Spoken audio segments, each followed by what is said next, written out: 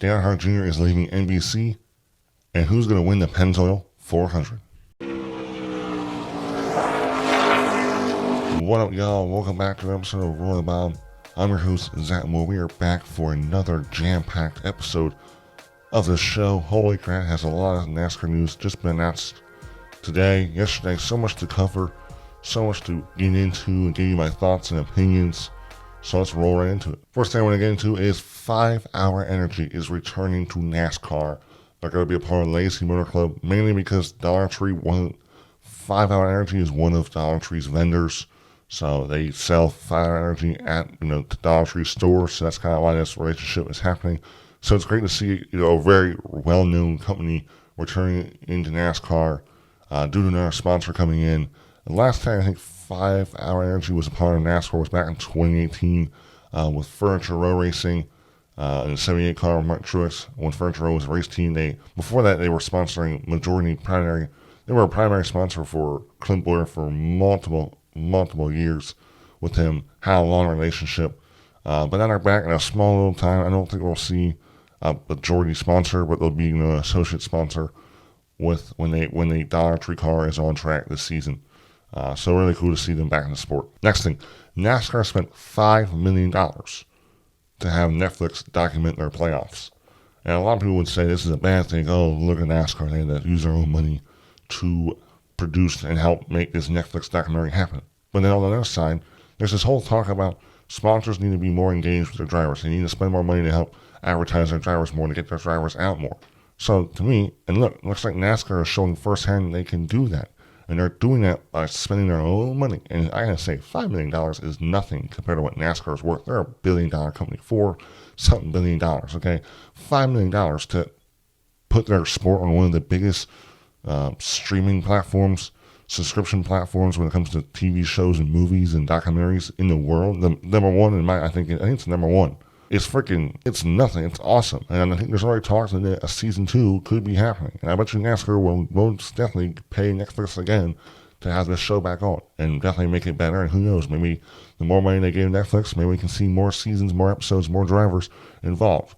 But that's nothing. $5 million is nothing when it comes to what you would expect to have your own show, especially documentary, on Netflix. So kudos to NASCAR. Next topic, Marshall Pruitt, who runs the Marshall Pruitt podcast, kind of covers IndyCar. He's a very trusted source in the motorsports world. Well, he brought something interesting when it comes to NASCAR and Honda that looks like much more higher possibility than it just being a rumor that Honda could be coming to NASCAR. Like it actually is something that could be seen sooner rather than later. If you're a Honda fan and you like NASCAR, you're probably going to be really happy here in the future. Those are words from Marshall Pruitt. I did not listen to the podcast. I didn't really need to because those were the most important words I need to hear. A very trusted source in the motorsports world, and he covers the sport that Honda is the most heavily in, maybe besides F1. They're definitely the most heavily involved in this motorsport, IndyCar. More new OEM, fourth OEM, more competition, more money, more deserving drivers. The goal of the next-gen car was to build cheaper, more affordable car, easier to get into the sport. More manufacturers is better because that also allows them more money. Brian Murphy, who's a very trusted source in the NASCAR world, a lot of people trust his opinion. He understands the next-gen car, from every single bolt that's on the car. He actually is, I think, an engineer or a mechanic, or I know he works on the cars. He said that the approval rate for a new OEM body has to be approved by September 1st, 2 years prior, before the actual car will be debuting. Well, the contract that Honda has signed in IndyCar will end 2026. So that would be 2 years prior to 2024. So right now it's 2024. 2 years will be 2026. So 2020, they should have a car ready and ready to use it by 2027. Meaning they would have to have a car approved by September 1st. So we could literally be hearing about this being an official thing. Not an American brand, but, I think if NASCAR, it definitely fits what NASCAR's trying to do and build that international brand. I think fans are going to be like, gosh, this sucks. And they're not going to be such a hatred. Now, who knows? And most people, if you're driving a Toyota, you're not the most liked. And that's most of the time a fact. But it really, overall, it's not about if you like it or not. This is about helping grow the sport of NASCAR. And this Honda coming to NASCAR thing could be a huge, huge deal if it's a real, real possibility. Next topic, and probably the biggest news that came out of today, Dale Earnhardt Jr. is leaving NBC and will be joining Prime Video and TNT, as both those partners will become TV partners for NASCAR next year, a new TV deal.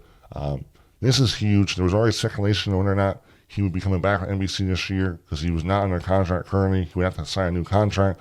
Looks like they decided, or Dale Earnhardt Jr. decided not to resign, and now he's leaving them, and he'll be joining Prime Video and TNT. Next season, they will be both doing back-to-back runs. So it'll be Fox for 16 races, and then Prime Video for 5, and then the next 5 will be TNT, and then the last 16 races will be NBC to finish out the season.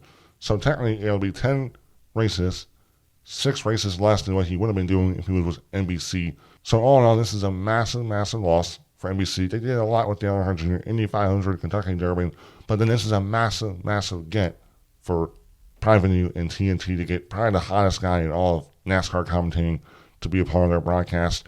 It'll be interesting to see if the people that are going to commentate Prime Video's races will then just jump over to TNT to commentate those 5 races. Should be interesting to see. Really big deal. Technically, Dale Earnhardt Jr. is going to be broadcasting less races. He's probably going to get paid a lot more money and have a lot more time with family time. So that's always a big deal when it comes to, shifting different companies or jobs. Dale Earnhardt Jr. will not be broadcasting at all this year, so he'll be taking a break completely. There was still, I guess, in this article that was from The Athletic, that he could maybe make a deal with NBC to broadcast, this year or next year after his run with Prime and TNT, but nothing has been talked about. But overall, huge loss for NBC. Really stinks that I'm really going to miss him this year, especially for NBC. It's really going to kill the whole vibe, but it's going to give Prime Video a lot of credibility, and also TNT a lot of credibility when both those partners join the sport next year. Now it's time to preview the pennzoil 400 at Las Vegas Motor Speedway. The race will be at 3:30 on Fox. Some notable entries: JJ Yeley will be back with New York Racing in the 44. Urban Racing School will be the sponsor. Never heard of them. I'm not sure they're a local sponsor to the Las Vegas area. I'm not sure. I don't expect much from him. He did have some good run at the duels. He had some good speed. He was able to keep up in the draft. Almost beat the 7-time champ to make the Daytona 500, but missed out. Also, Casgrada will be back in the 15 for Rick Racing. I know Casgrada is driving the majority of the season, but we haven't heard of. I know Cody Ware will be running 10 races, which was reported, so we don't know when he'll be racing those races. Also, this Calling Racing 16 car, Derek Kraus will be running that car. I don't exactly know. I think he's running part-time schedule with Xfinity 2. So, he's also going to be running some part-time races in their Cup car. Really, the 16 cars will be a bunch of part-time guys. I don't really know. Derek Kraus hasn't really done much. He just bounced around. He's a solid race car driver. I'm not sure he's Cup worthy, though. But, if you got some cheese, you can always get opportunity in Cup. That's how it works nowadays. But it should be interesting to see how those guys do, those notable entries. The rest are kind of the same, your normal full-time guys, so it should be exciting. Now it's time to get into our race breakdown. When the stages are broken down, stage 1, 80 laps, stage 2, 85 laps, last stage, 102 laps. Total laps is 267, 400 miles. It's going to be an exciting race. This is the first true race of the season. The rest of the past races have been kind of pack racing, tight corner racing. Now we're going to see what these teams are made of. It's going to be exciting to see. We're finally going to see what the new Toyota body, new Ford body are going to handle, how fast they will be, what the changes of the manufacturers did, will they pay off? Chevy, is the only one that we've seen what they've done. They've been really, really good in Mile House last year, especially Hendrick. It's going to be exciting. It's either that Hendrick will still be on top or they'll be down due to these body changes that Ford and Toyota have made. The purse, the earnings that you can get for winning this race is around $9 million. So a lot of cheese up for grabs for this race. If we look at the past next-gen race Las Vegas winners, the first race at Las Vegas with the next-gen car, Alex Bowman took it home. good pick strategy, got it done. And then the second race of 2022, Joey Logano took it home at Las Vegas, beating out Ross Chastain. That's what propelled Joey Logano to put himself in position to win the championship in 2022. And then the first race of last year's season, William Byron took it home. I believe he cut out his teammate as well. Most recent race here, the playoff race, second race in 2023, Kyle Larson took it home, beat out Christopher Bell. It was a great finish. Yeah, Hendrick, in a way, when it comes to this next-gen car, has dominated here. They've been fast. The Chevys have been fast here. It should be interesting to see if they can keep that momentum up. Like I said again, Toyota, Ford has the momentum with this new body. We'll really see if they made massive gains. I'll be interested to see. I really think out of Ford and Toyota, in my opinion, I expect Toyota to be the better of the two. I think they'll be better than Ford when it comes to this body. I just think they've been fast. It's for these past two tracks, like they've had overall good speed. Right now, they haven't really done good in single car qualifying these past races. But I said that again. I don't know how much that means. It's almost like a dyno test. So they haven't really shown good single car speed. So we're interested to see when they have to let off the gas, how their cars handle with that new body for Toyota. When it comes to overall picks, I'm going to go with a Hendrick car, and I'm going to go with Kyle Larson. And the reason I could go pick an aggressive pick, but I'm also trying to get my picks right and not look stupid. But if anyone, out of all the teams, I think Joe Gibbs will be the closest to them. Christopher Bell was really, really good here. Denny Hamlin has one here in the old car, but there's a new car. When it comes to the Fords, I think Team Penske is back this year. I think they're going to be legit. I think they're going to be the better team than RFK. But still, I'm saying all this stuff when we haven't even gone to a traditional mile and a half. So I could just be like an idiot right now. But I'm going to go with Kyle Larson. He's just so good here, man. And I don't know yet with like Chase Elliott or Alex Bowman either. They haven't shown me much. They need to really start with these now as we're getting into these traditional race tracks, mile and a halves, short tracks where you're laying off the gas. You're able to spread out on the track, differentiate speed, due to your car's speed and handling. I think we're really going to see a different Chase Elliott, a different Alex Bowman. Are we going to see a different Stuart Haas? This is where I'm really interested to see how Stuart Haas runs here, right? Did they make the changes? Is the Ford body better too? And then even next week as we go to Phoenix, we're going to get to check out the new short track package. Now I'm really excited for these next 2 weeks. It's really going to be fun. There's a lot of momentum with NASCAR. I think it's going to be close to a sold-out crowd at Las Vegas, so it should be an exciting event. Looking forward to it. Well, thanks for watching, guys. Hope you guys enjoyed the episode.